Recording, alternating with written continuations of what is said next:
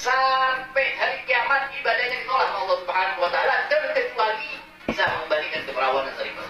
Bisa mengembalikan keperawanan Sarifah.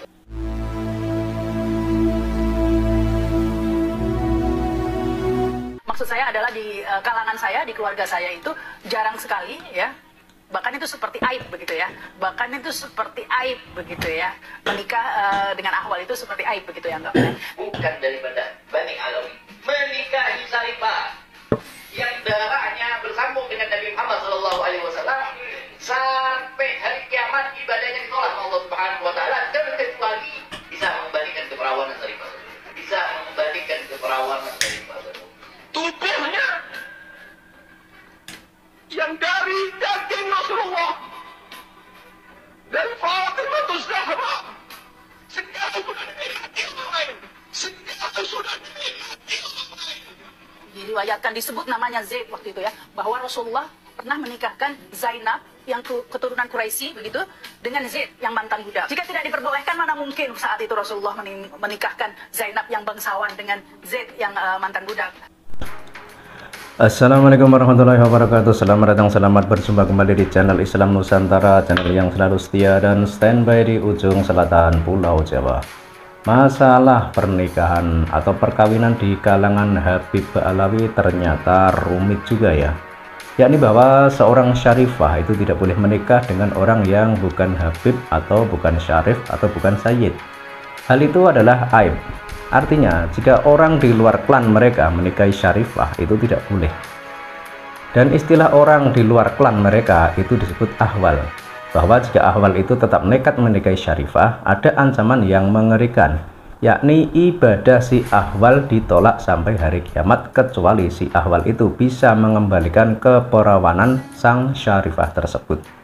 Artinya apa? Artinya sesuatu yang tak mungkin bisa dilakukan si ahwal jika hal itu terjadi. Kalau kita melihat sejarah masa silam di Nusantara, di mana para wali songo menyebarkan Islam dengan penuh kasih dan cinta damai, sangat berbeda jauh dengan kelompok Ba'alawi dari Yaman yang mengklaim sebagai cucu Nabi ini. Bukan hanya metode dakwahnya saja, tapi juga termasuk dalam hal perkawinan atau pernikahan. Kalau wali songo itu menikah tidak harus dengan mereka yang sama-sama keturunan Nabi, tapi menikah dengan orang pribumi pun tidak jadi masalah. Dan justru dari pernikahan para wali songo dengan orang-orang pribumi Nusantara kala itu, inilah yang menjadi sebab menjadi banyaknya dzurriyyah Kanjeng Nabi tersebar di Nusantara.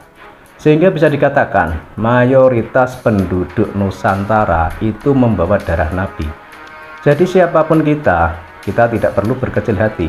Bisa saja nenek moyang kita dahulu juga dzurriyyah Nabi, namun karena mereka meleburkan diri dengan penduduk pribumi Nusantara sehingga tidak ada yang tahu.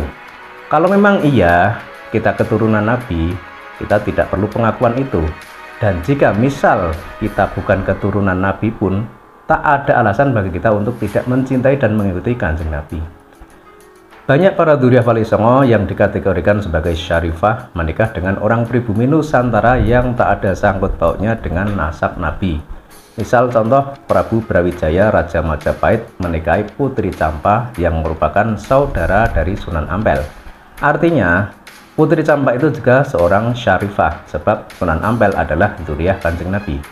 Sementara Raja Brawijaya belum ada data yang menunjukkan kalau silsilah beliau itu tersambung kepada Kanjeng Nabi. Dan masih banyak lagi contoh lainnya. Seorang sayyid atau seorang syarif itu menikah dengan perempuan pribumi. Seorang sayyidah atau syarifah juga menikah dengan lelaki pribumi. Dan dari perkawinan itulah dzurriyyah Kanjeng Nabi bisa menjadi banyak tersebar di berbagai penjuru Nusantara ini. Maka ketika ada kelompok baru dari Yaman yang mengklaim sebagai cucu Nabi, ya jelas hal itu tidak begitu direspon oleh orang-orang Nusantara kala itu. Kalau cuma soal membawa darah Nabi, orang Nusantara juga membawa darah Nabi. Tapi santai saja, tidak membanggakan, apalagi sampai menyombongkan diri. Kenapa dikatakan mayoritas penduduk Nusantara itu membawa darah Nabi? Ya, dari perkawinan antara para wali songo dengan orang-orang pribumi Nusantara. Sebab para wali songo itu jelas-jelas dzurriyyah Nabi, sudah diakui semua pihak baik nasional maupun internasional. Bukti menggunakan tes DNA juga terbukti. Kemudian dari perkawinan antara kelompok Wali Songo dengan orang-orang pribumi Nusantara kala itu melahirkan banyak generasi yang kemudian disebut sebagai Dzurriyyah Wali Songo. Nah, di masa Dzurriyyah Wali Songo inilah banyak yang menyembunyikan nasab karena berbagai alasan. Ada yang alasan keamanan karena zaman dahulu para Dzurriyyah Kanjeng Nabi diburu oleh orang-orang jahat yang benci dengan Nabi. Atau untuk alasan agar bisa membaur dengan pribumi Nusantara. Maka tak sedikit tokoh-tokoh di Nusantara ini yang kemudian tidak menggunakan gelar Sayyid, gelar Syarif, gelar Sayyidah maupun gelar Syarifah.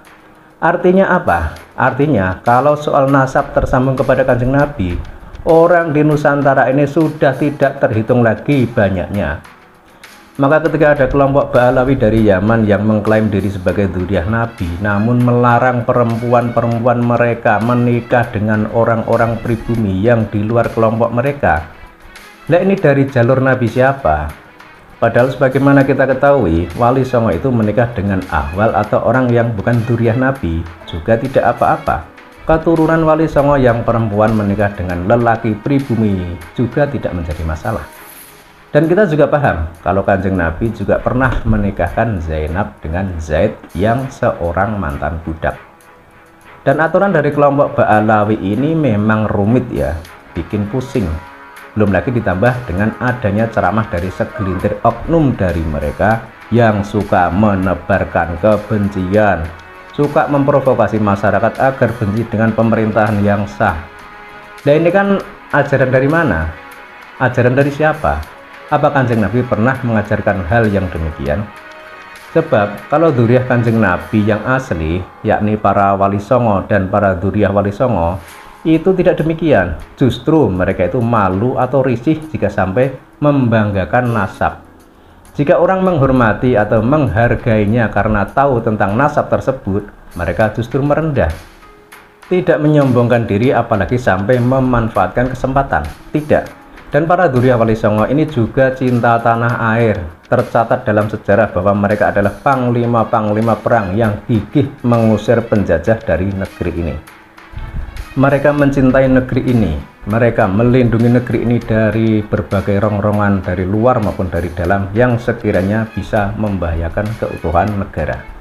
Ya, itulah akhlak para Wali Songo dan para Dzurriyyah Wali Songo yang jelas-jelas tersambung kepada Kanjeng Nabi. Lalu kelompok Ba'alawi dari Yaman yang mengaku bergelar Habib, yang mengaku keturunan Nabi, benarkah pengakuan itu? Benarkah klaim mereka kalau mereka itu keturunan Nabi? Namun agar tidak penasaran, ada baiknya juga jika dilakukan tes DNA, agar rakyat menjadi paham, agar rakyat tidak bertanya lagi, agar rakyat tidak lagi bingung dan berkata, sudahkah Anda melakukan tes DNA? Kalau sudah, hasilnya bagaimana? Positif atau negatif? Itu aja kok repot. Salam waras.